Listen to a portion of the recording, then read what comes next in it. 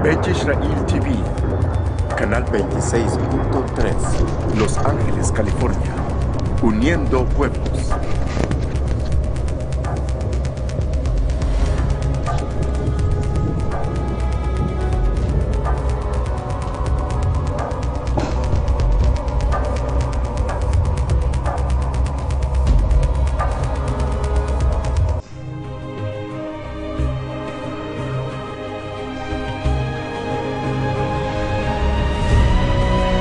Adat Netzer Yisra'il presenta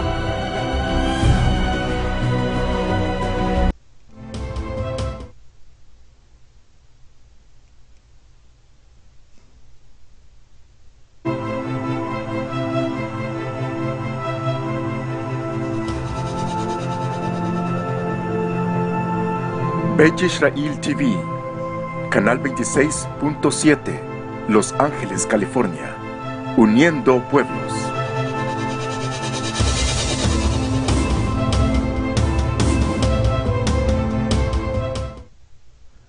Shalom, shalom. This is Moreh Rapha'Yah. Once again, thank you for being with us. Today, this is a very special afternoon in which we will bring one of the most important, I should say, topics that is being kind of controversial, but not really, because in the scriptures there's nothing controversial about this. So we will bring this up, and I'm very happy once again that we will bring this information to you guys. Once again, this is one of the most important topics, which I believe that if we clear this up, is going to help us to move forward into what I believe it's in the Hebrew mind, in the Hebrew life, I should say. It's very important for us to understand and to understand the Hebrew concept of the things that we do. So nevertheless, I don't want to spend too much time on this, and let's move forward. Thank you again. Thank you for. I'm sure there is a lot of you that are join us today, and I've been giving a lot of invitations to a lot of people from France, from London, from Zacayán, Texas, and our brother in Puerto Rico is also watching us. A lot of people that are watching throughout the world, and thank you very much. I'm Moreh Rapha'Yah once again. This topic is very, very interesting. I really beg of you to take notes. This will be recorded, of course, but take notes and do your own research. It's pretty much out there. I'm bringing all the information to you guys, so you guys can see pretty much. Today's topic is the mystery of the Tzitzit and the Tallit prayer shawl. So today is very important, very important subject, because today I'll tell you this. While I was doing the research and trying to put the whole thing together, I understood even more of what I know already. And I'm very, very happy that I put this teaching together, and it's pretty much thorough. It's pretty much thorough because it's going to cover a lot of things, a lot of questionings, a lot of things that are out there. What is it that the scriptures teach us? Is there any evidence on the scriptures? Is Mashiach did this? So there's a lot of examples and a lot of things that we will see, and please take notes, because this is going to be a very, very important teaching for today. So I don't want to take too much of a time, and let's jump into the mystery of the Tzitzit and the Tallit. First of all, let's start first with the Torah, and the Torah says in Bereshit, Genesis 3:21, Yahweh Almighty made garments of skin for Adam and his wife and clothed them. This is very important, because if we go back into the very beginning of creation, when Adam and Chava actually sinned, because of their disobedience, they realized that they were naked. So the Creator made garments according to the scriptures, according to the Torah, of a skin for both of them and clothed them. So this is a very important verse to bring up, because in order for us to understand that our sinful nature, that we are what we are, is because it goes back to the very beginning of the creation. Because of sin, we realize that we are naked. So therefore, the Creator provide these garments of a skin. Do you see that? For all of us. Now, once again, this is a very important verse. Once again, we will be researching and finding out what the tzitzits and tassels, what is translated tassels or hem in English, and the talit, the prayer shawl. So let's start with the mitzvah in the command in Bat Midbar, Numbers 15:37 and 38. And Yahweh spoke to Moshe, saying, "Speak to the children of Yisra'il, and you should say to them to make tzitzits or tzitziyot in the corner of their garments throughout their generations, and to put a blue cord in the tzitzit of the corners." Now, this verse, it is a very superb verse, because here we can pretty much see a verse that is a command, is a mitzvah, that the Creator's telling us to wear these tzitzits. They pretty much, if you can see, these tzitzits, is the blue. Is the tassels, what is translated tassels or hen, and in this. It has the blue cord. If you can notice, according to the Torah, it has to have the blue cord, but it's a twist. It has to have this twist, and we will see it through the scriptures. But there is something encoded into what the mitzvah says here, and let's look into the verse 39. And it shall be to you for a tzitzit. Do you see that? For a tzitzit, and you should see it. It will be a tzitzit for you, and you should see it, and you shall remember all the commands of Yahweh, and shall do them. Do you see that? One thing, to have them, the tzitzit. Second is to see it. And third is to remember the command. And the fourth is to do them. It's very important for us to have this. This is very important because it's a constant reminder of Yahweh's commands and mitzvot in the entire Torah. Not only that, this is not a fashion garment. A lot of some people, they do take it as a fashion garment, but it's not. This is a mitzvah. This is a command that the Creator is asking you to wear this. If you are a Hebrew, you must wear this. This is a command. This is not a if you like it, if you don't like it, it's just an advice. No, the Creator said you must have this. This is a command. But there is a reason why the Creator is telling you not only to remember, but to do them too. So there is something encoded here, and the word sits or sits, if you can look it up in Hebrew, Strong 6731, it says as a bamished, played as a flower, as a blossoming red below, flower or wing. So here is something encoded here. You probably trying to make this up. What do you mean a blossom? What do you mean a flower? You remember this. The Creator in the Hebrew mind, it's not about the way the appearance or the appearance goes, but also the function. Let's look at this, which happens to be the twist. In the book of Devarim, or Deuteronomy, chapter 22, verse 12, you are to make yourself a gadil. There's another word for a tzitzit, a gadil, or twist cords on the four corners of the garments of yourself, to cover yourself. You see that? The word is gadil. It's the same word as gadol. Gadol means big or great. So gadil means twist cords. That's why we have this. If you notice here, this if there is a twist twist chords here, and that's, I do actually make my own tzitzits. I do know how to make them, and very easy to make. If you guys have any questions how to make this, I can actually send a video how to make these tzitzits. Very easy to make them. You just have to know how many they are too, and it's going to be here in the teaching. But there is a twist according to the Torah that has to be embedded into making of the tzitzits. So the word is gedil, twist chords. And also, very important, H1434 is in the Hebrew, gedil, is twisting threads, tassels, in the French, which happens to be in the French. So, very important word that the Torah is teaching us. Now, remember this, and I want you to see me first.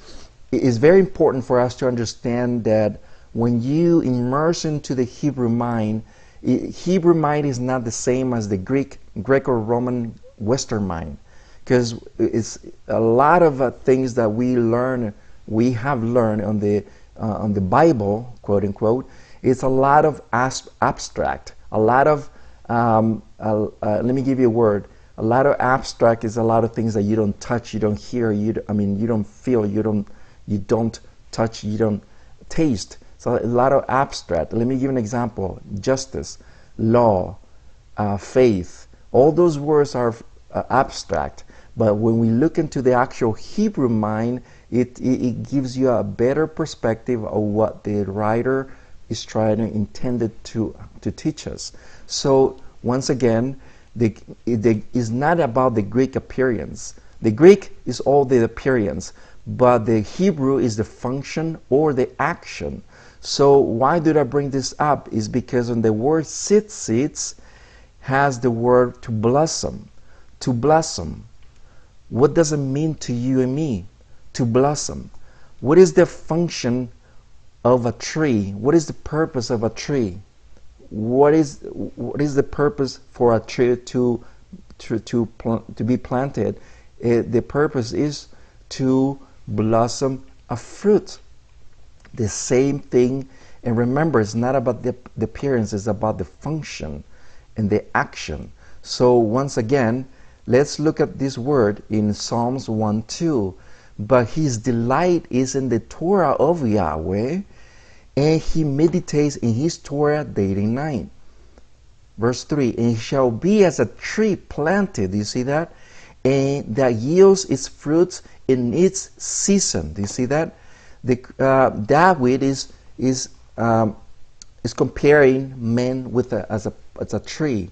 Why? Because just as well as a tree is planted and it gives its fruit in its season, it yields a fruit in this season, the same thing we should be. We should be giving fruits. What kind of fruits? We shall see it.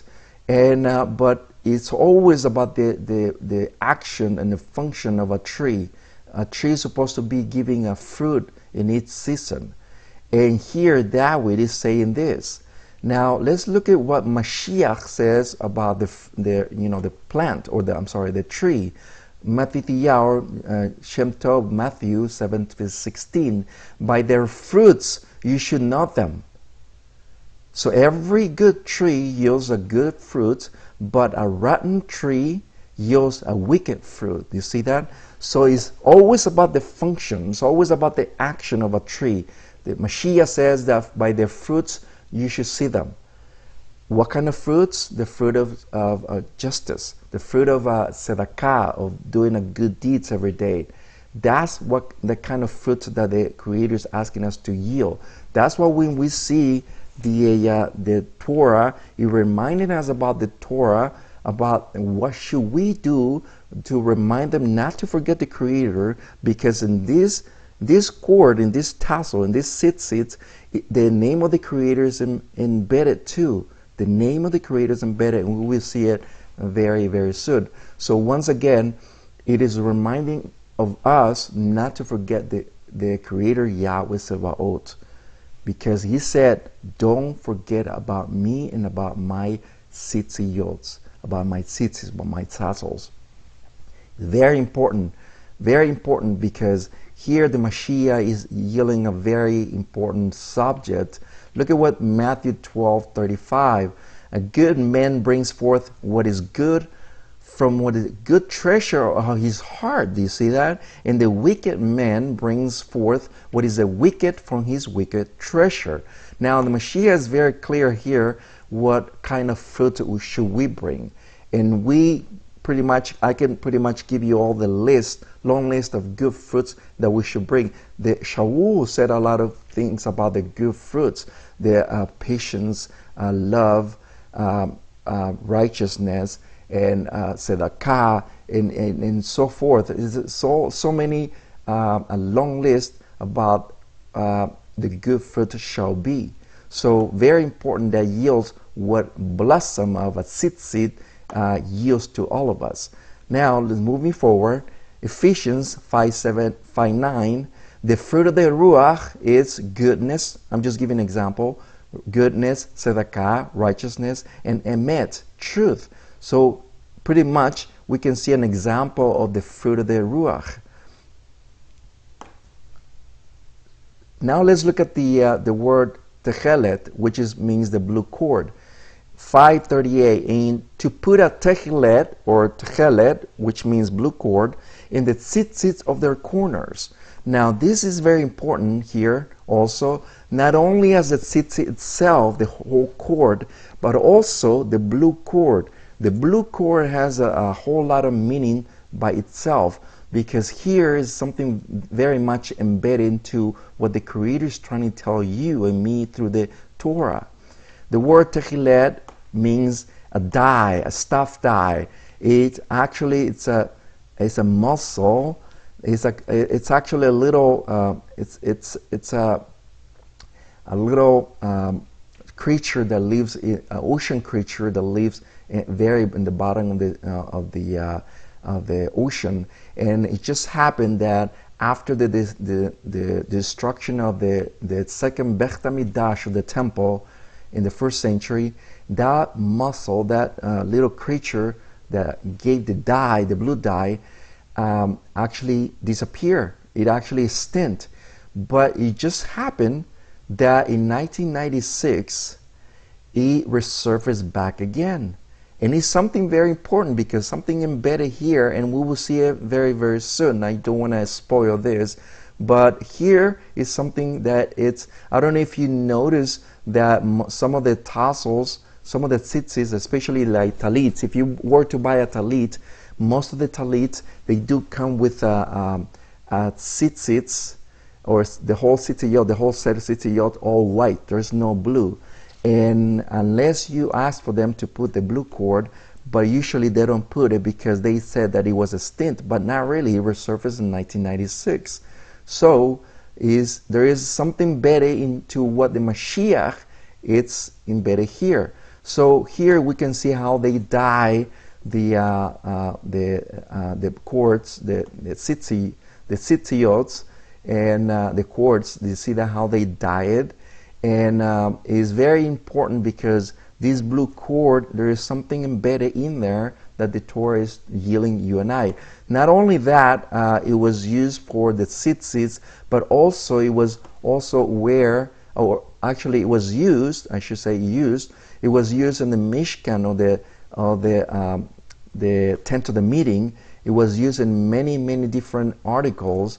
Like for instance, it was, let's read on Shemot 25 verse 4, techelet of blue and purple and crimson and fine linen and goat's hair. So in other words, this blue cord or the blue dye, it was actually used in many articles in the Mishkan, in the tent of the dwelling, the tent of the meeting. It was used in the drapes. It was used on their Kohen Gadol, which is the high priest, and garments. It was used in so many things besides the tzitzits. So here is something that is also embedded, as you can see here on the garments of the priest, and it was used in many different kinds of ways. So if you notice what we read earlier, here it says that it was purple, crimson, fine linen, goat's hair. It's a lot of things that it was used for the tent of the dwelling. It was a lot of articles, a lot of things that was used besides gold and silver. It was a lot of things that was used for the service of the Mishkan, for the service of Yahweh Sabaoth. But look, I want you to see this, and the reason why I bring this verse is because I want you to see that there is something encoded into the Hebrew culture, into our Hebrew forefathers, that it cannot be compared to any other nation, and it's something very unique that we have to see it. And we have to compare these because I wanted you to see the comparison between those two. Look at what Revelation 17:4 says. And the woman was clothed in purple and scarlet, and being gilt with gold and precious stones and pearls, having a golden cup in her hand, filled with abominations and unclean things of her fornication. So if you notice here, there's a lot of articles here. There's a lot of things here that are used, that this woman is using: purple, scarlet, gold, precious stones, pearl, a lot of things. But if you notice, there is no blue dye here. There's no blue cord. Why? Because this blue cord, it tells you that's the Torah there. That's the Torah embedded. And not only the Torah, but when you see the blue, pretty much you always think about blue, you always think about the Shammai in the heavens. And where's the heavens? That's where Yahweh Sabaoth dwells. So Yahweh is always telling you, this is me, this is what I'm giving you, this is my blue cord. Not only that, the Torah also yielding to the Mashiach as well. So that blue cord is the Mashiach himself. The Mashiach, it signifies the Mashiach. So here we can see that there is no Torah here. It might have the appearance of everything. It might have the appearance of good deeds and so forth, but they don't have any Torah whatsoever. If you notice that pretty much the Vatican and has, it has gold, it has purple, it has scarlet, it has everything, but pretty much doesn't have any mizbot, any Torah whatsoever. So the same thing as United States. And why did I bring United States? Is because I have not bring this teaching about the mystery Babylon, and I will bring this teaching very soon, hopefully in 2 weeks, and I will have it ready for you. And it will be probably 1 hour to 1 hour and a half teaching, but it's pretty much telling you about the mystery Babylon. And I don't want to talk too much about that because that's not the topic today. But I'm bringing in this that there is no Torah whatsoever. So the blue cord is always reminding you about the Shammai, about the Torah of Yahweh that comes from the heaven. So here we can see that they have every little thing, but there's no Torah whatsoever. There's no righteousness whatsoever.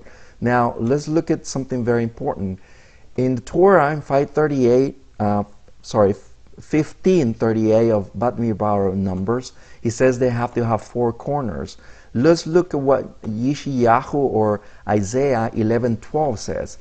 And he shall raise a banner for the nations, and gather the outcasts of Yisra'il, and assemble the dispersed of Yahudah from the 4 kanap.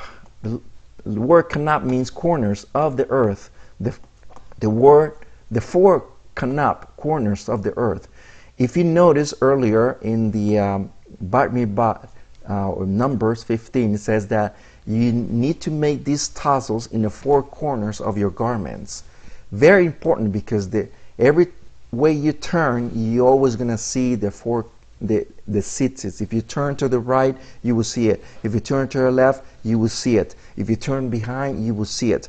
It's always a constant reminder of Yahweh's mizbot. And that's why it should be in the 4 corners of your garments. And there is something that is also embedded in the Ruach, in the spiritual realm as well. If you notice that in the four corners is yielding that all Yisra'il, all the 12 tribes are in the four corners of the earth, dispersed. So this is very important as the way the prophecy is being fulfilled to the four corners of the earth, that all Yisrael is being scattered. Now, the word kanap means the age or extremity, the wing, garment, quarter, border. So in H3771 of Strong's. Now, if you notice how we wear the Tallit is where so we can praise the Creator when we are doing our tefillot or our prayers in our homes, and also in Shabbat as well. So it's very important. The Tallit is a protection of the Creator for us. Not only that, but also the Tallit is also used as a chuppah. The word chuppah means a canopy, which is a protection. When you go underneath, it's basically a divine protection.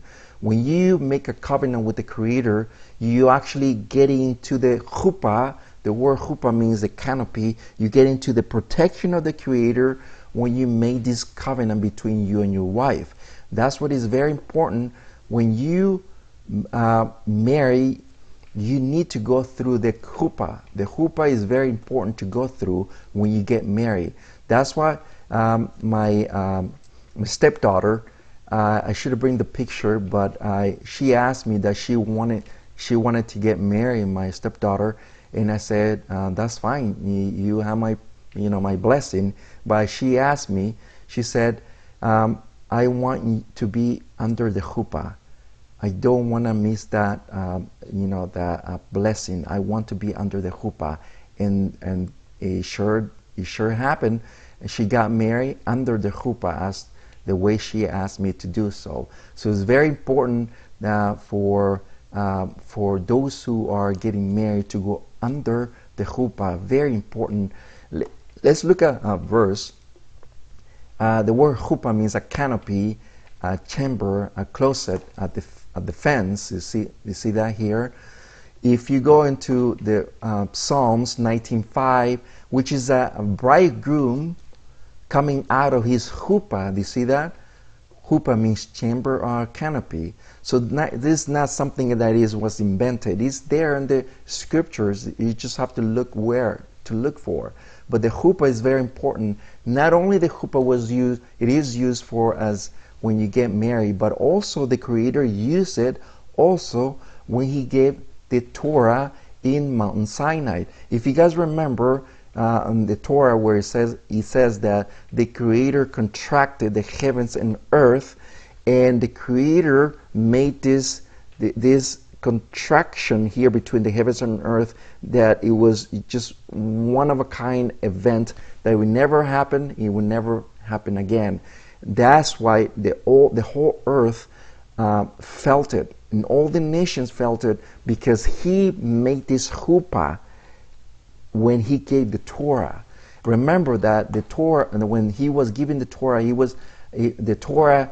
It's basically the marriage contract between Yahweh and His people when He was getting married, basically. So the Torah is basically the ketubah. Ketubah means basically the marriage contract. So very important for us to understand that. Psalms 91 verse 1, look at what it says here. He who dwells in the secret place of the Most High, who abides under the shadow of the Almighty. Verse 2, and he is saying of Yahweh, my refuge and my stronghold, my Almighty, in whom I trust. Now these verses are very powerful, because now we get in the sense of what the Tallit means to all of us. We are actually getting under the protection of the Creator. When you get under the protection of the Creator, you're actually telling Him, you are my refuge. my stronghold, my Almighty in you, in whom I trust. And this is how David felt. This is how King David felt. He who dwells in the most secret place of the Most High, what do you think he was referring to? He was referring to the Tallit. When we get into the Tallit, we actually get into the most secret place, because we actually telling the Creator, you are my protection, you are my refuge. And we will see more verses about this. Now, in 91 verse 4, he covers you, look at what it says, with his feathers, and under, you see that, and under his canap, his wings, you take refuge. So here pretty much is telling you about the Tallit. He pretty much is telling you that we know that in the four corners of the Tallit there is a canap. And the canap happens to be the this corner right here. This corner right here is the canap. This is a tzitzit, but where it's attached to, this is the canap right here. The canap. This is the corner of the tzitzit, the canap. So there's something embedded here that we must find out what it is. Let's look at all the verses in the scriptures. In 1 Samuel 24 verse 4, of course, our brothers, our Jewish brothers were, in the southern kingdom. Of course, they were the tzitzit and the Tallit. Look at what David did. And David arose and gently cut off the canap. Do you see that? The wings of Shaul's mantle. What was King Shaul's mantle was? Of course, it was the tzitzit that he was wearing. Remember, the Torah is never going to go away. Every single generation, they will follow the Torah. So, according to 15 of Bamidbar of Numbers, every Yisra'il is supposed to wear, the Tallit, the tzitzit. And of course, King Shaul was going to be wearing that. So David went in the middle of the night very gently, and the reason why he cut off one of the tzitzit is to show him that here I have the power I could have the power to take your life, but I'm giving you an example that was behind you, but I did not dare to touch you because you are anointed from the Creator. So here we can see pretty much the rachem, the mercy from David to King Shaul in this point. But here we can see what he did to show him that he was indeed there to kill him, but he did not. Now, I want you to see this. I want you to see this video. It's just like a 1-minute video, and the reason why I'm bringing this video is because I want you to see. I thought it was very interesting to bring it into this teaching, because this is the book of Ruth.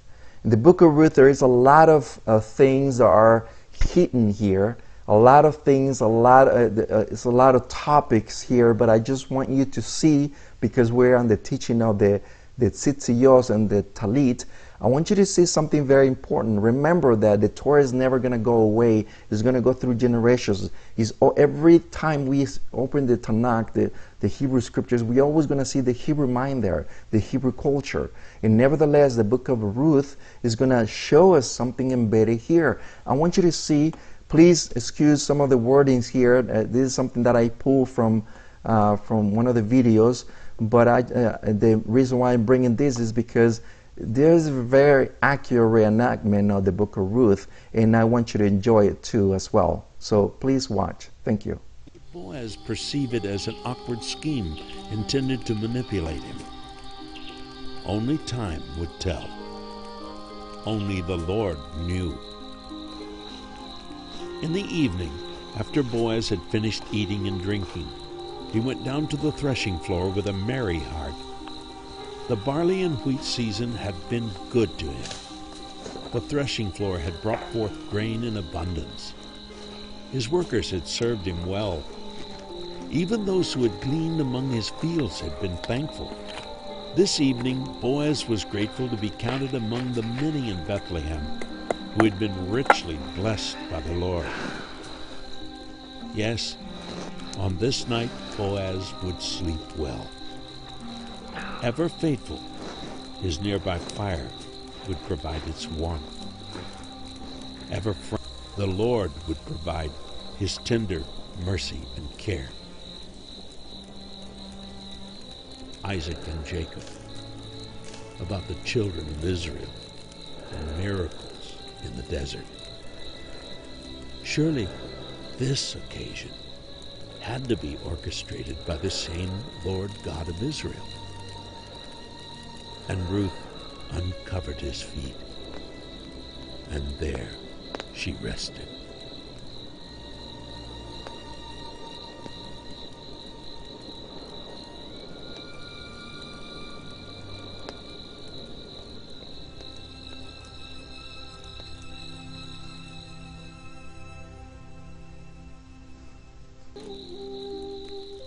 מי את? אני רות, אמתך. אתה זוכר אותי? פרוס כנפך על אמתך. אתה הוא גואלי.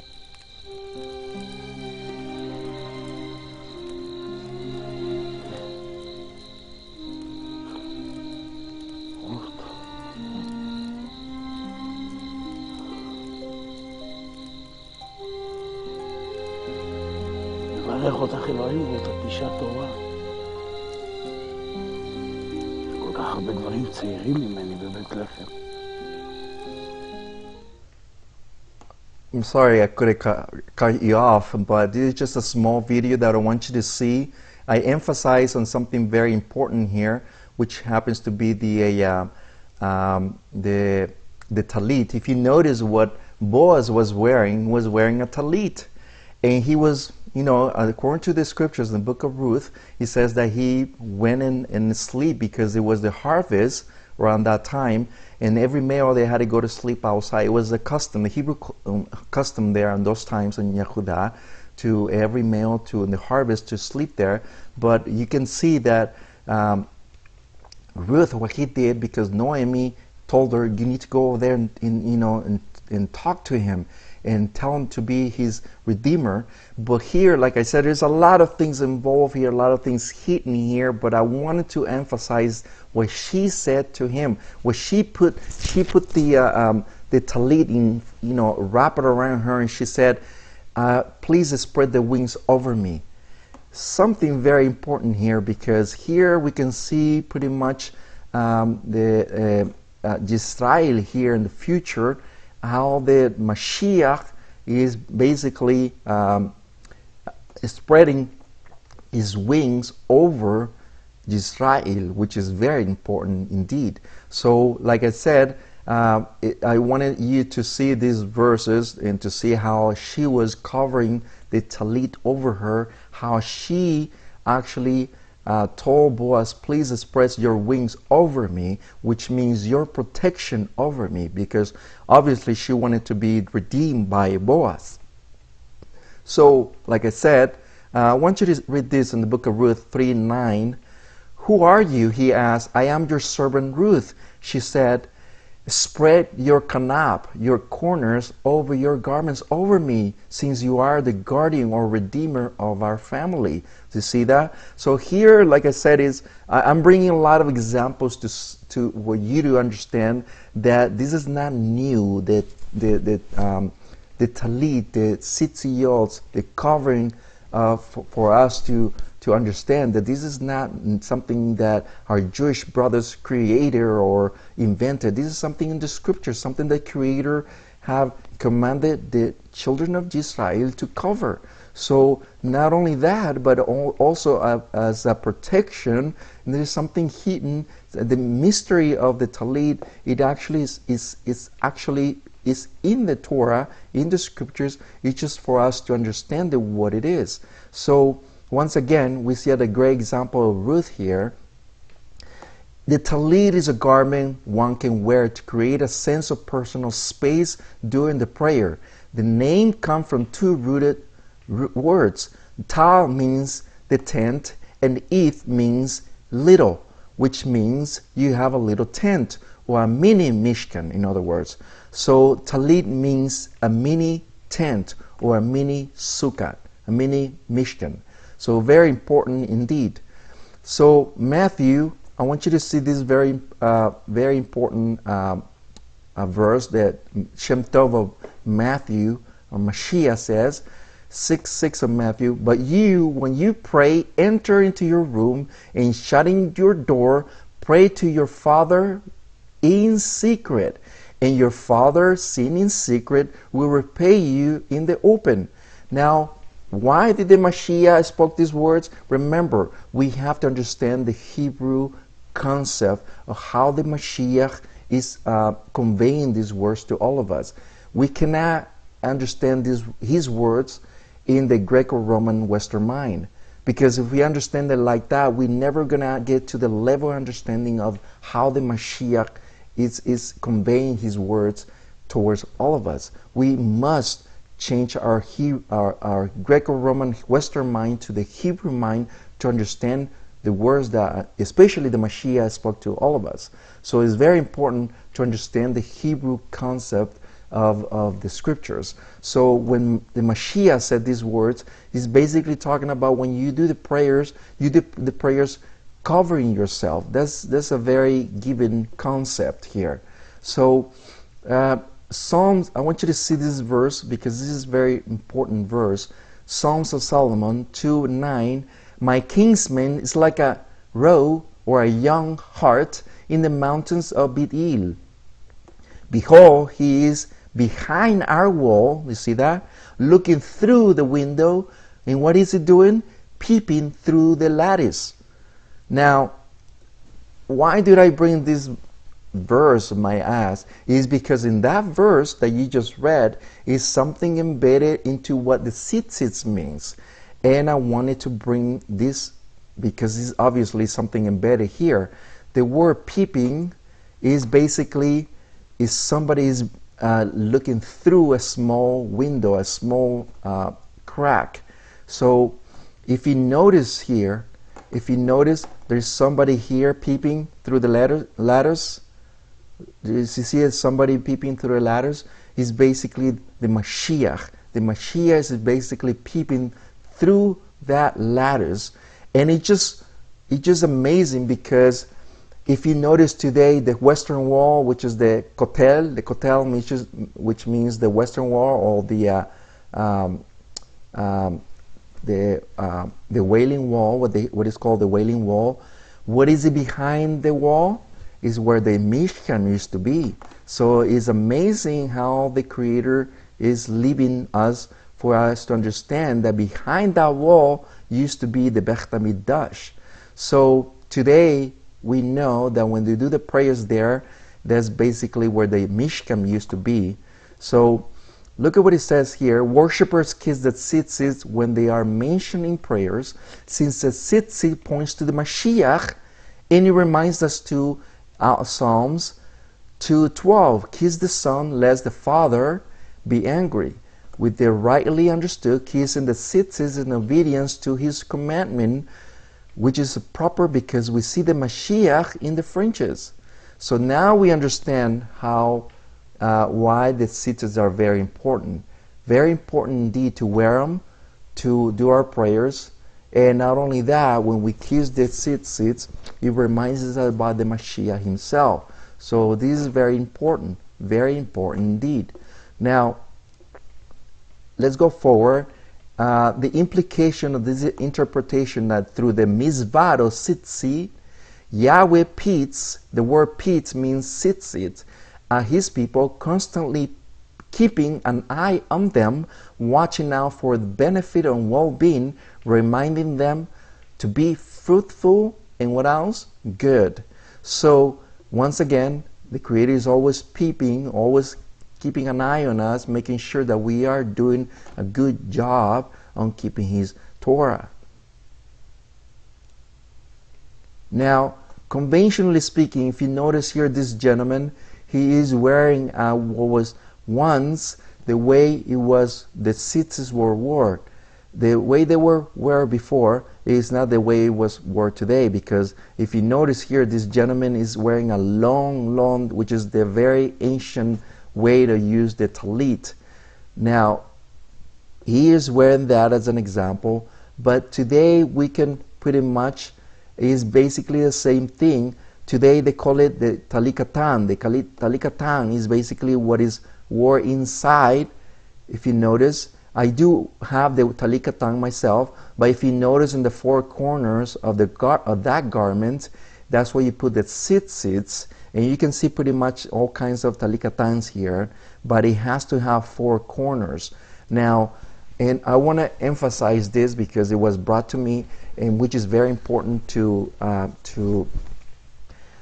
keep the mizbah. The mizbah says that it has to be have in the four corners of the garments, and like I said, I'm going to emphasize this because it's a mizbah. It's a command from the Creator that we must have four corners on the garments. That's why I bring this picture for you to see that the talikatan is supposed to have four corners, and not as the way you can see it today. Believe me, I seen a lot of people wearing this way of using the tzitzits. This is not the mizbah. The mizbah is supposed to be in the four corners of the garments. The pants is not the way you're supposed to wear it. Is not fulfilling the command. This is a no-no. Wearing on the pants or on the belts of the pants is not the way the Creator is commanding us to use the tzitzits. It has to have the four corners, as you can see the talikatan, because the four corners, it is actually, I mean, that's the closest you can get on the talikatan. So it fulfills the mizvah of the Torah. So very important. Now, moving on, I want you to see the history of the Tallit in cultures. Now, we have to understand this, that ever since the Spaniards came here to Americas, a lot of Hebrews were in Spain for 320 years. A lot of them, they immigrated because the Vatican, the Inquisition that came into, there were 320 years the Hebrews were there, but they were cast, killed, and converted, and many of them fled to the Americas. One of them happens to be Christopher Columbus, which he changed his name to Moshe Palomo, or Moshe Dove, that's what it's translated to. But he and a lot of them came to the Americas, from Mexico all the way to, actually from the Americas here in the United States, all the way to the South America. But that culture is being, going away little by little until these recent years. The history of the Tallit cultures, today you can see in a lot of cultures, for example, they call it today the poncho. You can see it here that sometimes it has changed in a way. You can see it here. I actually have this poncho on the right side, and you can see it in the other side, on the left side, as a way of fashion way. But you can see it here in the old Western. You see the tzitzit coming out. That's basically a talit. And not only that, the Native Americans also had it too. If you notice, they call it the holy garments, by the way. So you can notice here the tzitzit, the fringes here in each one of the garments. You can see pretty much. So once again, very important indeed. The cultures has been gone away, but in these latter years is regaining its power and its knowledge, and the reason why it needs to be wear, because it's a command from the Creator to wear it, to every Hebrew to wear it. Not only that, we also going to see something very important. In 1948, when in the land of Yisra'il became as a nation again, they were trying to come up with a banner, with a flag. And just so you know, I didn't know this either, the flag of Yisra'il, the nation of Yisra'il, it was taken off from a talit.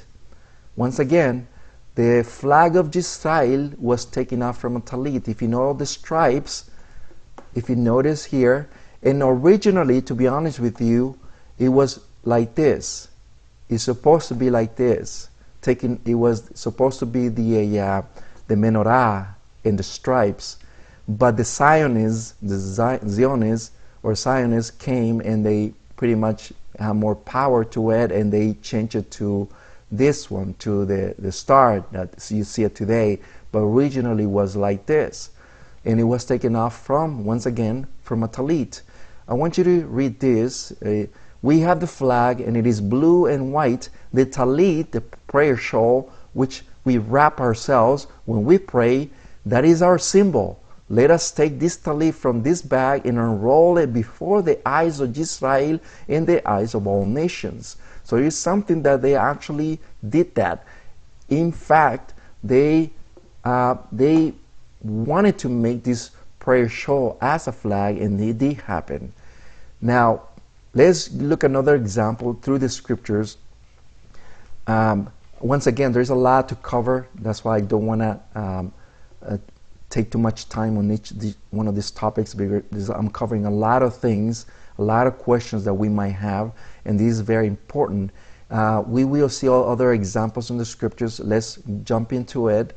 In the first of Kings, of Malachim 19:19, and he went from there and found Elisha, son of Shaphat, and Eliyahu Elijah passed by him, and what did he do? He threw his mantle in on him.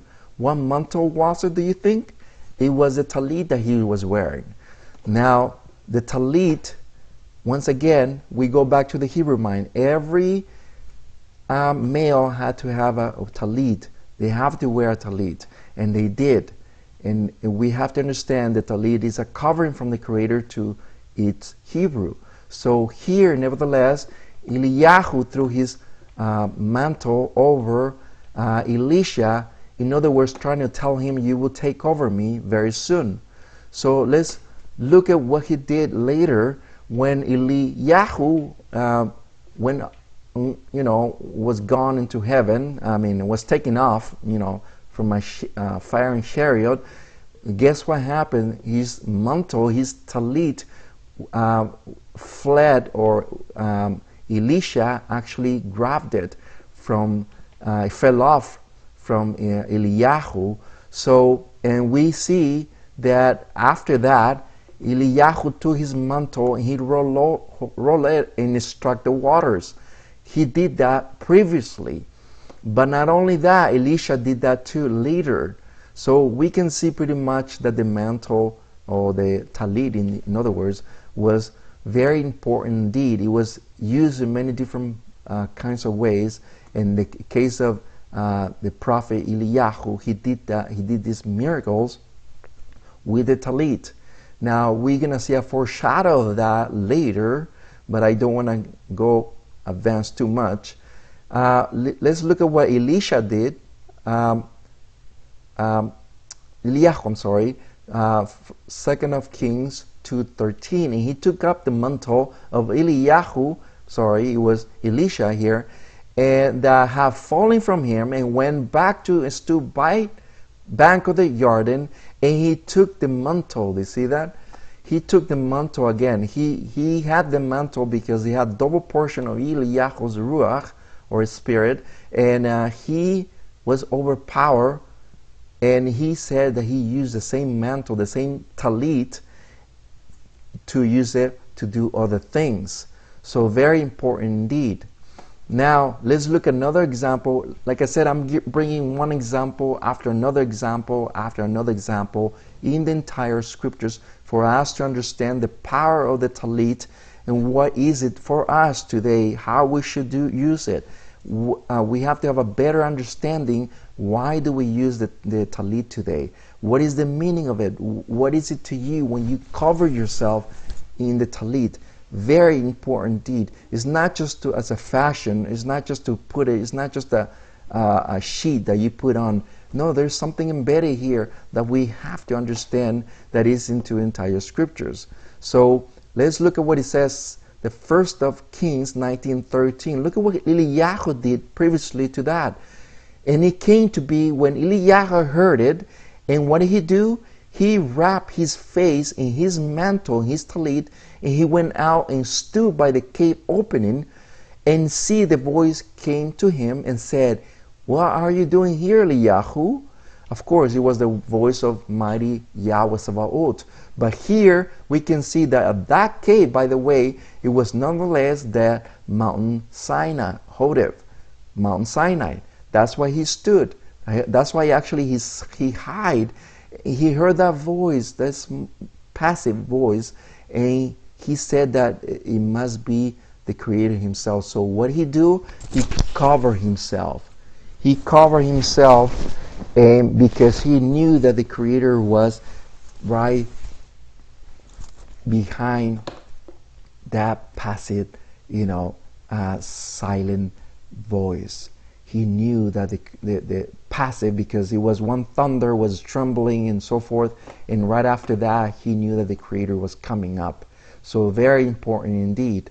So once again, the covering is very important. Now the question that might happen or might come out: why do we wear the talit? The simple answer, why do we wear the talit, is because the purpose of wearing the talit is to do the prayer, the tefillah, which we are in the presence of Yahweh. We are in the presence of Yahweh. When we cover ourselves, we are in the presence of Yahweh Sabaoth. It's simple as that. The reason why we wear the talit is because we are in the presence of Yahweh. Now, I know there are more questions later, but we will take care of them. But we have to take care of this first, and we'll take care of the questionings later. Now, the reason why did I bring this? Why do we wear the talit? Is basically to do the prayers, to be in the presence of Yahweh Sabaoth. Now, why did I bring this question? Is because we're going to give a great example, and please don't believe in me. Don't believe the words that are coming in my mouth. I'm giving you the information. I'm giving it to you so you can do research, so you can dig in, that the information is there. We just need to look where to look for it. And believe me, the information is just there. So we're going to look into this verse, which is very powerful verse in the Shem Tov. The Shem Tov happens to be the Hebrew Matthew. Now, let's look at first the King James Version. The King James Version of Matthew 4:9 says, "And said unto him," referring to the Chasatan, to Yahushua, "all these things I will give thee if thou wilt fall down and worship me." In other words, the Chasatan is tempting Mashiach. Remember chapter 4, verse 1. Chapter 4 in first verses says that the Mashiach went to the desert and he fasted and prayed 40 days and 40 nights. He prayed and fasted 40 days and 40 nights. When you fast, you pray. When you pray, what do? What is the question that we asked earlier? Why do we wear the talit? To pray, to do the prayers from to the Creator, to be in the presence of the Creator. So what is the Mashiach doing? He's doing the same thing. So the translation is not giving its righteous meaning, because he's telling you basically he's not really revealing a lot of things here. But let's look what the Shem Tov of Matthew says. This is the same verse that you're looking at, but look at what it says, the Shem Tov of Matthew. Look at what it says. Shem Tov Matthew says, and 4:9, "And said to him, This I will give you if you discover your head." You see that? This I will give you if you discover your head. What was he doing? He was doing his prayers. He was doing his prayers. But when Hasatan came, he said, "I will give you all this if you only uncover yourself." In other words, if you only take your protection, your authority. Whose authority was it? Yahweh Sabaoth. He was under Yahweh's authority. So in other words, what Hassan is telling him is that I want you to take that authority, which is Yahweh, and I'll be your authority. And of course, he didn't do it. Of course, the Mashiach was tempted, but he did not fall. But we can see pretty much the difference between the King James Version, which is not giving a proper justice, and to the Shem Tov Matthew Hebrew, which gives you a better perspective what the Mashiach was doing at that particular time, which which he was praying and fasting. And when he was praying, of course, he was wearing the Tallit. Now, let's look into other things that happened in the first century. In the first century, every Hebrew people in Yerushalayim knew that one of the signs of the Mashiach is to bring healing in his kanap, in his wings. Every person, most of the people here in Yerushalayim, even it's in the Talmud also says this, that every person in the first century knew that one of the signs of the Mashiach is to bring healing on his wings. His wings happens to be this the corner of the garments of the Tallit. So why did I bring this up? Is for the same verse. Matthew, the Shem Tov Matthew 9:20, a woman who had a flow of blood for 12 years came from behind and touched the tzitzits of his garments. It is translated as hem or corners, but the word in Hebrew is tzitzits. Now, I want you to understand something very important. That woman that came to the Mashiach, he came and touched the tzitzit of his garment. But remember this, that the reason why she came behind is because if she was impure, according to the Torah, she needed to say out loud to everybody, I am impure. I am impure of blood. And everybody, she had to stay away from that crowd because she was impure. She needed to be in a period of purification. But remember, she have 12 years of being impure completely. But she, like I said, every person knew that prophecy, that one of the signs for the Mashiach was to come and touch the hem, the tzitzit, the corners of the Mashiach, and to bring healing. And that woman told herself that if I only, look at what it said in 9:21, she said to herself, if I only touch his garment, I should be healed. If I only touch his garment, I should be healed. Now, very important indeed, because here we can see pretty much that woman told herself that if I only touch her, the tzitzit of the Mashiach, I'll be healed.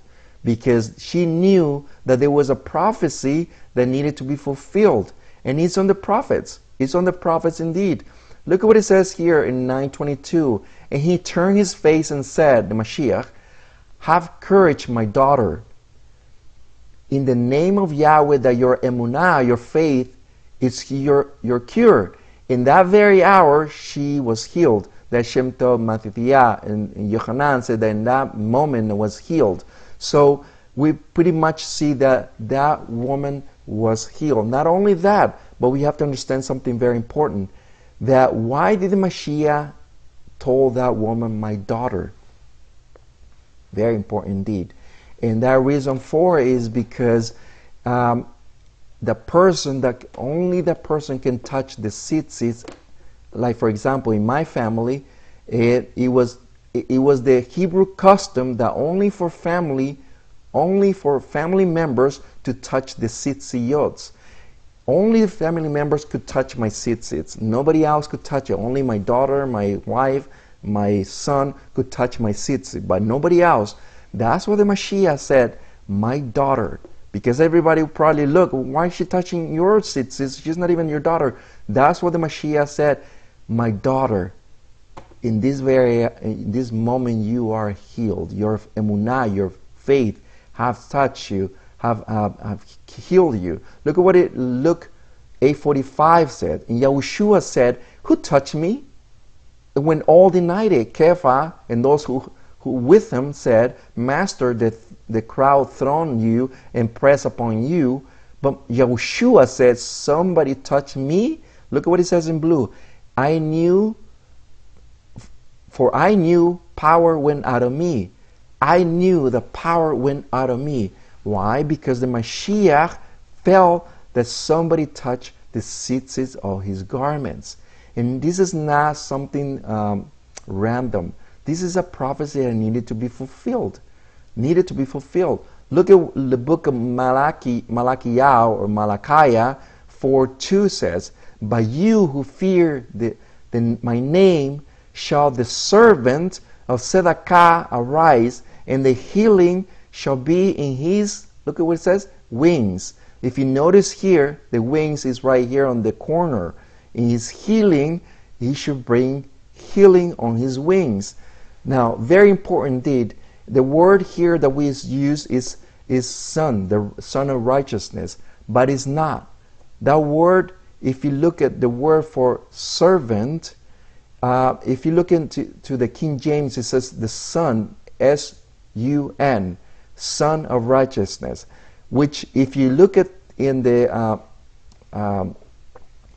conventional Hebrew, it has the vowels, but it doesn't say that without the vowels. If you look at the without the vowels, is shemesh is the word for son, but shamash is the word without the vowels. And remember that the scriptures were not written with vowels. We're not talking about the Masoretic writings after the year 70. We're talking about the early. We can see the Dead Sea Scrolls that also shows with no vowels. So the word here, Malachiah 4:2, it says shamash. It doesn't say shemesh. Shemesh is for son, S-U-N, and shamash is without the vowels, which is the servant, which is, referring to the Mashiach. Now, I want you to see something very important here, because if you, it just happened that the blue cord is also called, the blue strand is also called the shamash, the servant. Okay? Now, this is not pure coincidence. It's all entangled together. It's all entwined together. The blue strand is called the shamash. What is it that we saw earlier? And he will be healing on his wing. The servant should be the servant of Tzedakah. You see that? The servant of Tzedakah, who should be bringing healing to his wings, referring to the Mashiach himself. So something very, very important here. Now, let's move on into Mark 6:56. And whenever he went into the villages, cities, or the country, they were laying the sick in the marketplaces, and begged him to let them touch, if only the tzitzits of his garment. As many as touched him were healed. Not only that woman touched his garments. Now, let's run that up a little bit. If that woman, and everybody saw that she was healed because she touched the tzitzit of his garments, that word is spread all over. So people that the word is spread all over knew that that woman was healed. Then everyone, you can see, that asked him and begged him to touch the tzitzit of his garments, all of them, it says, all of them were healed. Not just many, not just few. All of them were healed. We can see pretty much a very important prophecy here, that it was indeed a prophecy that was fulfilled to the max. Now, not only that, I want you to see something very important here, because if you notice here in the stripes, there's something embedded here in the tzitzits as well.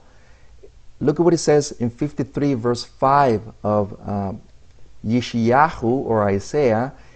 With his haburach, his stripes, we are healed.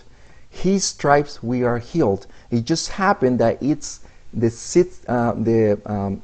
the garments, which is the talit, has stripes, and it just happened that what we saw earlier, you see that how many stripes the Mashiach? He had 39 stripes, lashes that he had. And which just happened that in the talit has also stripes. If you notice earlier that the talit on the flag has stripes as well. But I want you to see something encoded here as well. If you notice, haburah means bloodness, bruise, stripes. blueness. You see that? Blue mark itself.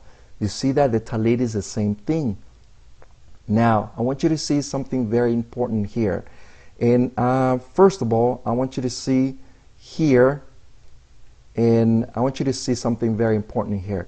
If you notice that every knot that you see here, it's entwined one and two together, and it's 5 double knots that you see on the tzitzits, 5 double knots, okay? And underneath it has 8 strings, 8 strings, and the whole concept of the tzitzits is 600. The word for tzitzits is 600 plus 8 and 5 is 613. So something very important here. The word for tzitzits is 600 plus 5 double knots plus 8 strings is 613 for the mitzvahs of Yahweh, the whole Torah of Yahweh. Now, not only that, I want you to see this, that also the word, if you notice here, how many knots you're supposed to do, it comes to 39, the total 7. All the knots that you see here, all the doubles that you see here, it comes to 39, the same thing as 39 lashes of the Mashiach. So something, like I said, something embedded here, a mystery that is unfolding before our eyes. Not only that, but also we can see that the knots here that you see here, the knots, the twists that you see are 26. The name of Yahweh Sebaot also, and also 13, also the word for Echad. Yahweh is Echad. Yahweh is one. The same as the Shema. Yahweh, Shema Yisra'il, Yahweh Borenu, Yahweh Echad. Yahweh is one. So something very important indeed here. So it is something that we must understand on the Torah. There is a lot of things hidden here. And soon after Yeshua was crucified, the snails became extinct, and dye, we're talking about the blue string, was no longer available. For centuries, the blue string, the techilet, was not seen in the tassels until 1996, when the snails were discovered once again, a sign of the second coming of the Mashiach. You see that? A blue string is called the Shamash, the servant. Once again, the same thing as we see earlier on the prophecy of the servant of Yahweh, which is referring to the Mashiach. Each tassel, the tzitzit, should have 39 windings, 7 plus 8 plus 11 plus 13, which are separated by 5 lots of 2 double knots. 7 and 8 is equal to 15 plus 1 is 26. 26 is the total numerical value of the name of Yahweh, and 13 is the value of Echad, 1. Therefore, the winding of each tzitzit says Yahweh is one. That's why when we see the tzitzits, and we remind you about Yahweh Sebaot every time, because the name of Yahweh is embedded here in the tzitzits. When you kiss it, we remind you about the Mashiach, and the whole concept of looking at the tzitzits, it reminds you of keeping Yahweh's mizbots, which is very important indeed. Now, continue on this study, on this teaching. Let's look at another verse, another example. Mashiach did this when the girl that he resurrected, he said, Tallit Kumi is the command, you in my Tallit, arise. A dramatic picture of the Mashiach Yahushua Tallit lifting her up heavenward as healing virtue flows her body, the demonstration of another use of the Tallit for the healing ministry of the Adat. So here we can see pretty much how the Mashiach did this. Mark 5:41, taking a hold of the child's hands, he said to her, Talita Kumi, which is being translated as you in my talit arise. Now I want to make this clear that this word talita kumi, remember that the translations that are being utilized throughout the years, that transliterative, I'm going to give an example. What do you think is the Greek? Is that the second or third translation? Most of them probably say that is the second, but in reality, the Greek is the third translation. It's not the second. The first one is actually the Hebrew. The second is the Aramaic, and the third is the Greek. Now, very important indeed, because here, if you notice, a lot of translations are utilized in the King James are taken off from Aramaic.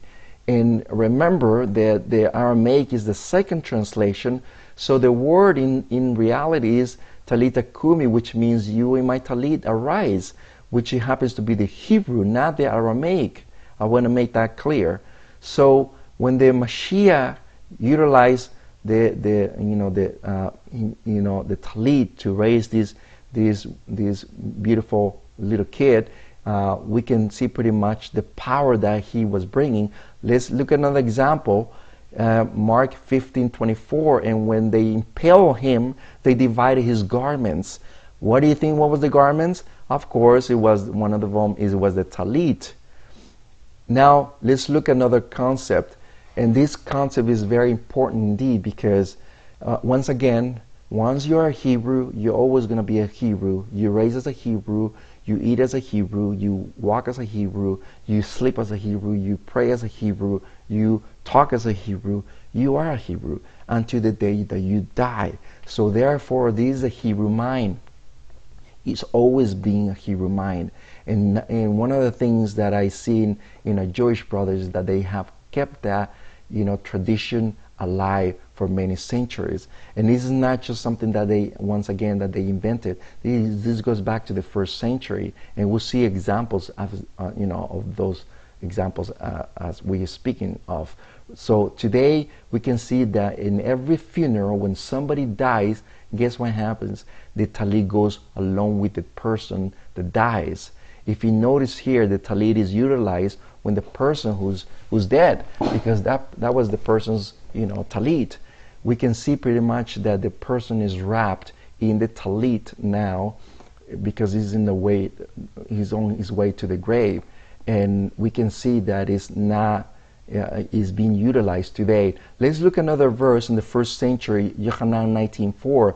And when they took the body of Yahushua, they bound it in the linen with the spices, as usual with the Yahudim. Do you see that? As the Yahudim, or the Jewish burial practice. Here in the first century, it was customary for them to wrap them. Once again, this is something that it was utilized in the first century. When somebody died, the talit went along with them, because they utilized the talit with their prayers. Not only prayers, but until the day they died. And they wrapped that belonging to that person as a garment for the funeral. It was just a customary burial practice in those times until these days. So we see that the talit was wrapped in his body. We can pretty much see that this is just a picture that we can imagine how the Mashiach was wrapped on the talit. Now let's look at another verse, Yochanan 20:7. And a napkin or cloth talit, which had been in his head, not lying with the linen wrapping, do you see that? But folded up in a place by itself. Now, if he wasn't dead, then it was just all over. But he was alive. When somebody's alive, for example, when I take off my talit, the first thing I do is I fold it. The first thing I do is I kiss it, and then I fold it. I fold it in its proper place. And we can see pretty much that the Mashiach's talit was folded in a place by itself. So pretty much we can see that it was placed in a very good folded place. Let's look at Yochanan, or John 20:7. But folded up in a place by itself. Do you see that? It was folded by itself in a place. That means the Mashiach was alive. Now, we can see pretty much pictures how we can see that the Mashiach was indeed resurrected from the dead. Now, let's look at another example. We see example after another example of the utilization of the Tallit, what was used for. And once again, we have to connect our Greco-Roman Western mind to the Hebrew mind of our forefathers. The first century was the same thing. Nevertheless, every Yehudim, every Jewish person in the first century, remember the northern kingdom was already spread among the nations. So the only one staying at home was our Jewish brothers. So we can see pretty much, now we're going to see another example of Shaul or Paul, Rav Shaul, and we can see that what he did for a living. Book of Acts 18 verse 3, and because he, Shaul, was of the same trade, or in other words, the same kind of work, he stayed with them, with Aquila. I think it was a couple that they were also Jewish people that, in those times. He stayed with them and was working, for they were tallit makers by trade. You see that? Now, we have to understand this, that's what they did for a living. They made tallits for a living. Remember, every Jewish person needed to have a tallit for their prayers. So what is it that they did? Shaul was the same trade. It was the same kind of, that's what he did for a living. He made tallits. He made tents. Remember that tallit means little tent? That's what it means. So that's what he did for a living. He was a tallit maker.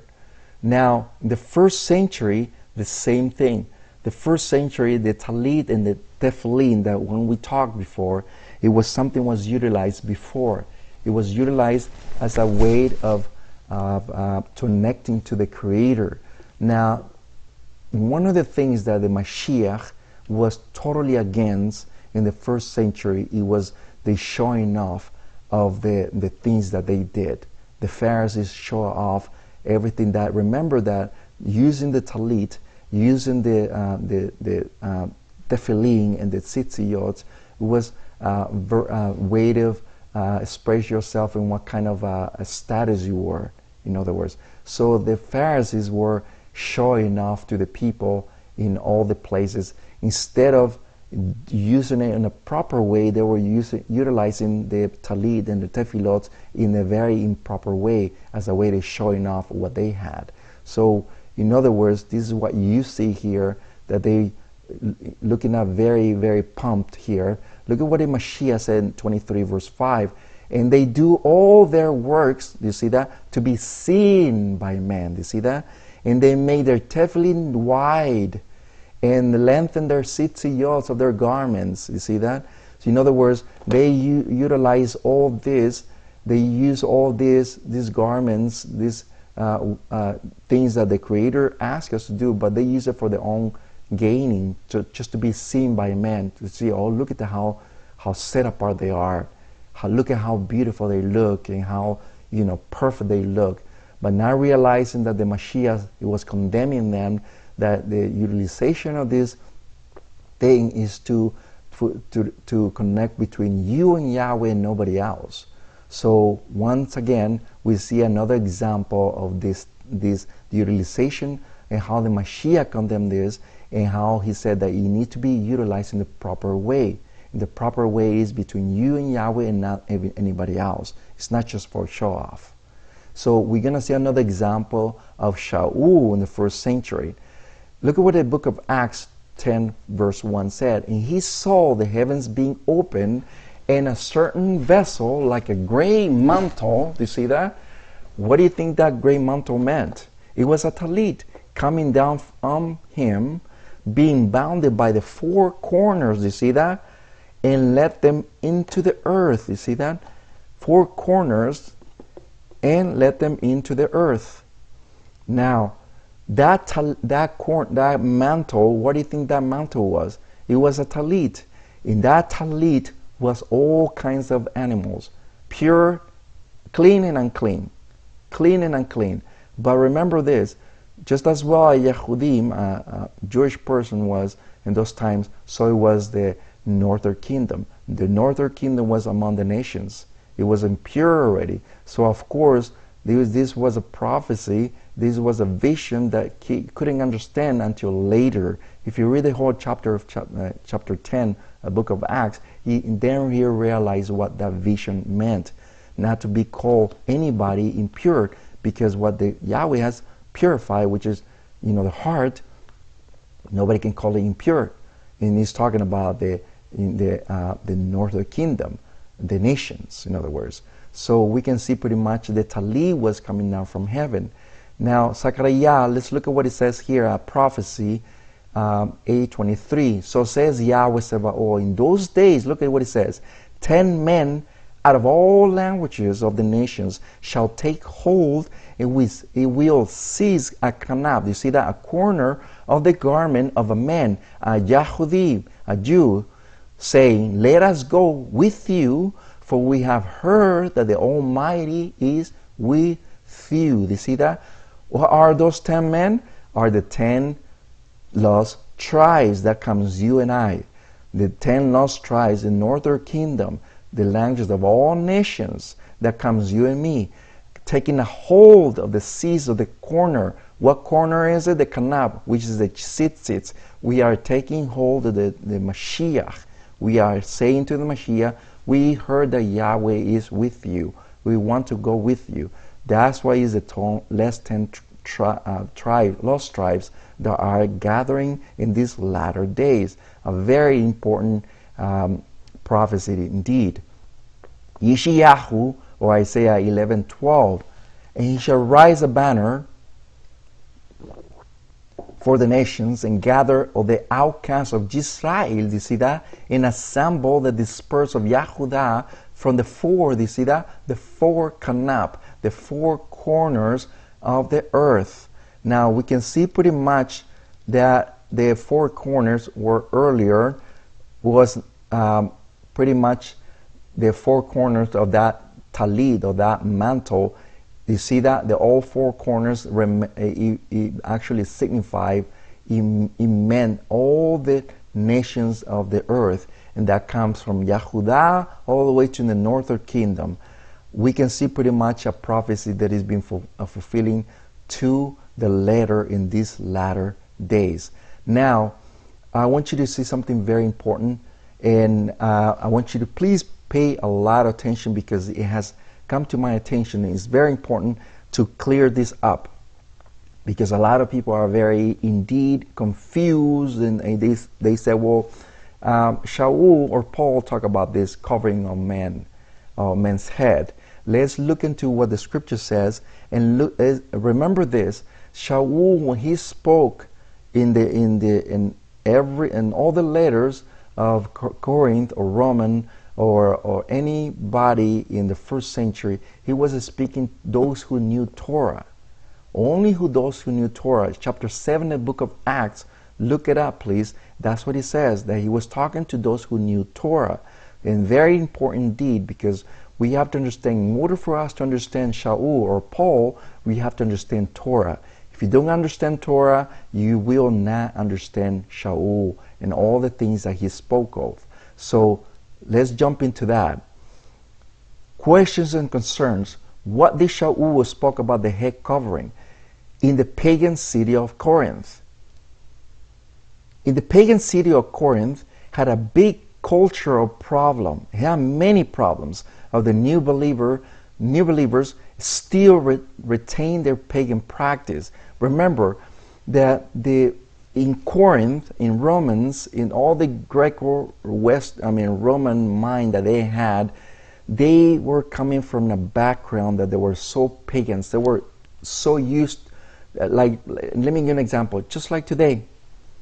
Today we're living in the same thing, because a lot of people look at you and they said, they look at you and people look at you like, what? Who are you?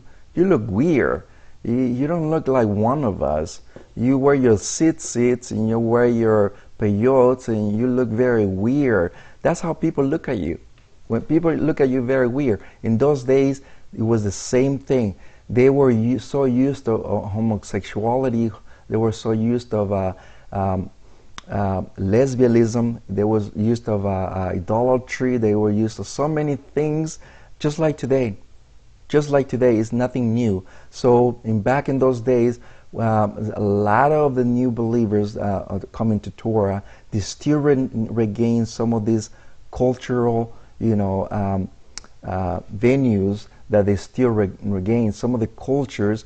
And that's why Shaul, when he speaks to these people, they have many problems. They have problems with idolatry. They have problems with sexuality and immoral. I mean, they have so many things that, because of this teaching, there's so much to talk about, but I'm trying to make it very simple.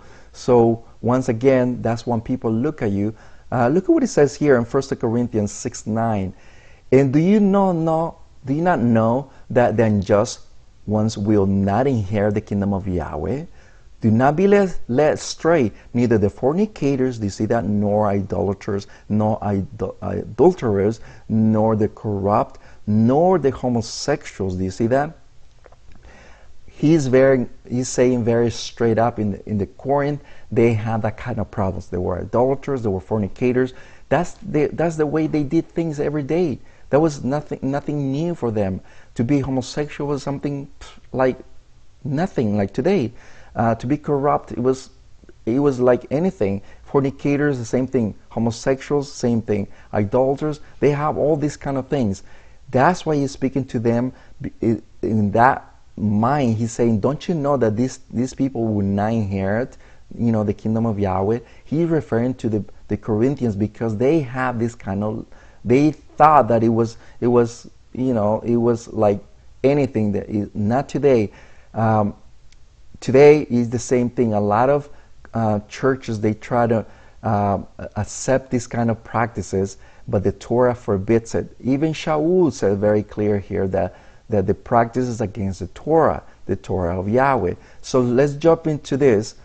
The 1 Corinthians, look at what it says here, chapter 11 verse 4. Every man who prays or prophesies, look at what it says here, by dropping on his face something affronts his head. That's what it basically says here. If any man, talking about man, a male, prays or prophesies by dropping on his face something, you see that, affronts his head. Okay, first of all, let's just break it down. Who is the head of the Yisra'il? The head of Yisra'il is the Mashiach. The head of Mashiach is Yahweh. The book of Revelation chapter 1, please read it. 1:1, Revelation says that every head has his level. The Mashiach, his head is Yahweh. The head of man is the Mashiach. And we can see the level of authority, we can see pretty much. So we affront our head when we drop something in our face. Remember this, we have to understand the Hebrew culture. The Hebrew culture says that we need to cover ourselves when we pray. When we pray, we are cover ourselves. But the practice in the Corinthian practice was different from, it has nothing to do with the Hebrew cultures. Nothing to do with the Hebrew culture. And that's what we're going to clear today in these 10 minutes or so. So here, pretty much, that's what verse 4 says. Now, the word in verse 4 is used for kata. Kata is in a general sense down, front. This word kata and also kapele, it means on his head. It's basically a general word that is bringing something on his face, but I want you to see another verse in the same chapter, and we're going to see pretty much what it means. And we're covering every single angle, so there is no stones unturned here. So we want to make sure that we clear this subject, because there is a lot of confusion up there. Shall we cover ourselves? Shall we not? We will make sure of this. So let's look at the next verse 11 verse 7, because the man should not wear, you see that? That's the version on the scriptures. The man should not wear a veil covering his face, for he is the image and the esteem of Yahweh, but the woman is the esteem of man. Do you see that? The word is translated here. That's the proper word is translated here. The man should not wear a veil. The veil is in his face. This has nothing to do with the Tallit. The Tallit has not. The Hebrew culture has nothing to do with the Tallit. Why did Shaul bring this up? Is because there was a common practice in the Corinth to cover his face, and we'll see it next. Who was covering his face as a veil? Look at the word here. 26:19 is to cover up. 26:19 is strong, is to cover wholly. That means everything, a veil. 26:19, he says a veil, a cover the head. Now we're looking at every single angle what that word means. It means that they dropping off a veil as a woman. Now who practiced this in the first century? Let's look at who practiced this. But first, the people who practiced this to put a veil on their faces, we will see who did. And let's look at an example in the Torah who did this. Bereshit, or Genesis 38, verse 15. And Yehudah saw her and reckoned her for a whore. Do you see that? For a whore, a prostitute. For she have covered, do you see that? Her face. That word that we just saw earlier, that word for kata, is the same word that it is in the Septuagint. The Septuagint version, this is the same word that is translated here, to cover her face, to put a veil. Whores or prostitutes covered themselves. They covered themselves right here. And that's what they were doing in the first century. Some of the believers, they still retain their pagan practice, because some of them were like that. Some were, homosexuals. But even Shaul says, some of you were like that.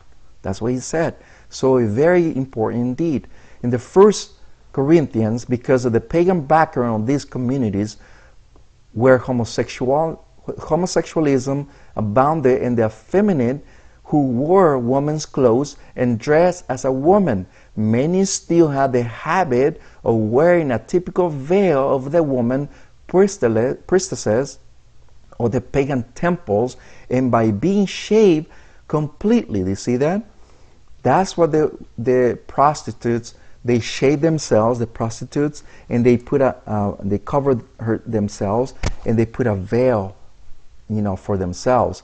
And that's what the prostitutes did. That was a common practice back in those days in Corinth.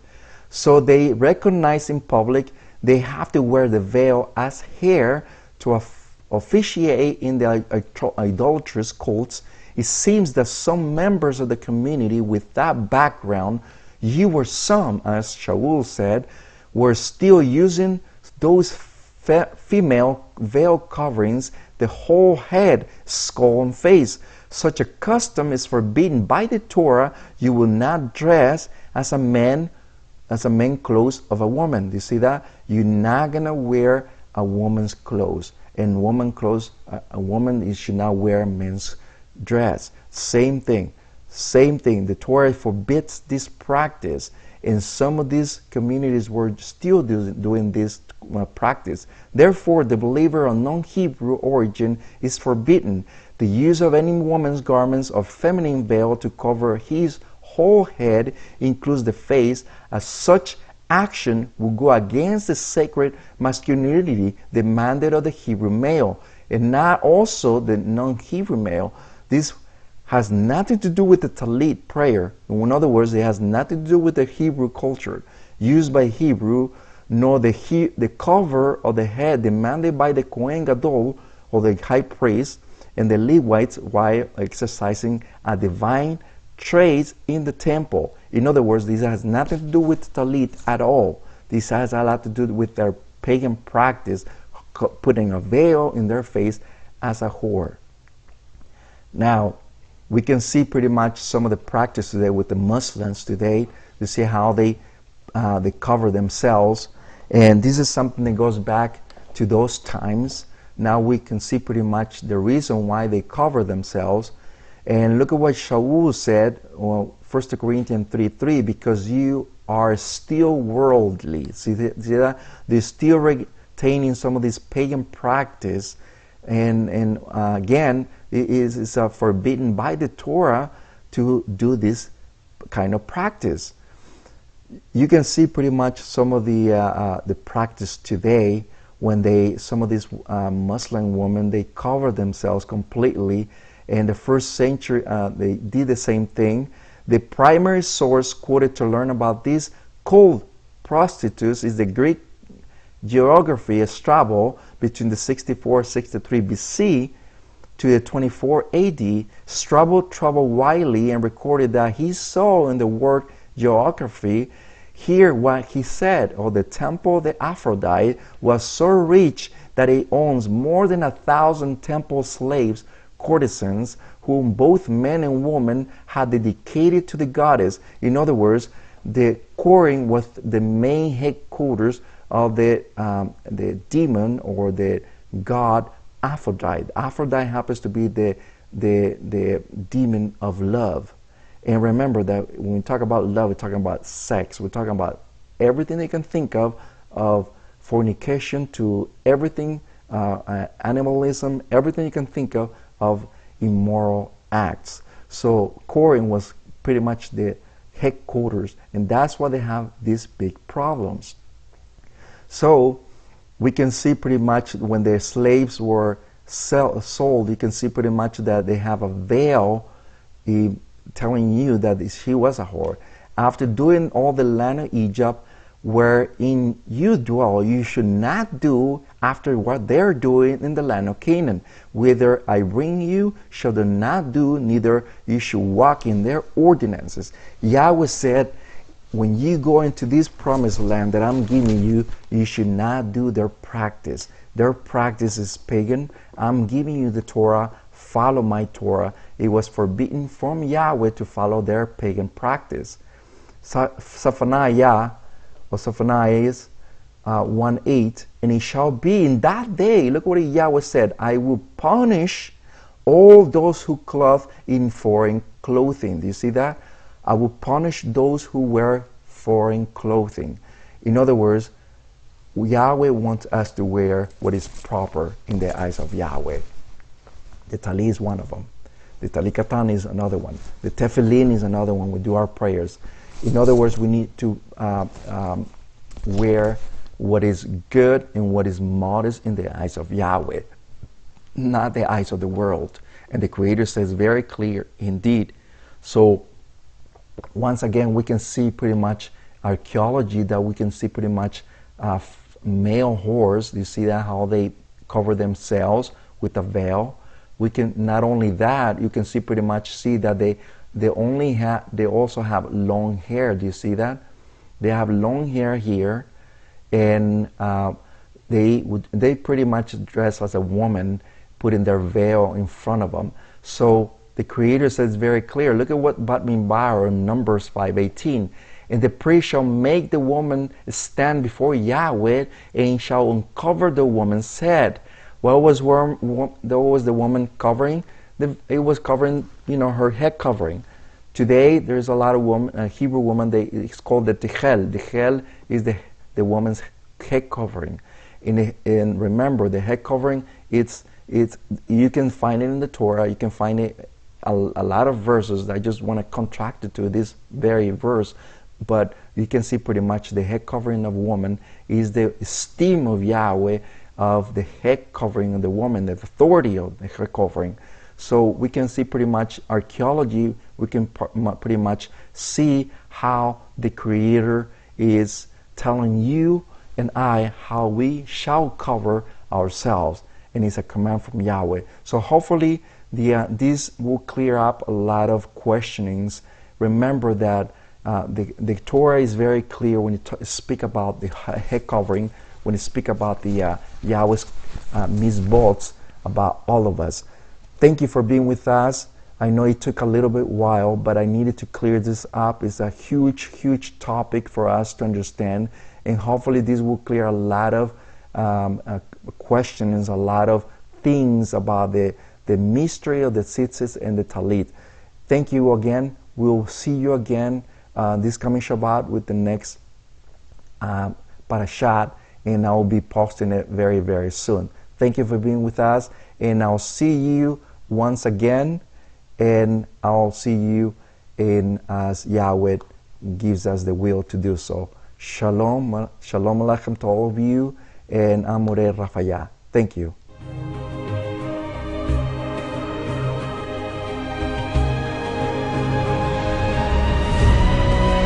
Adat Netzer Yisra'il presenta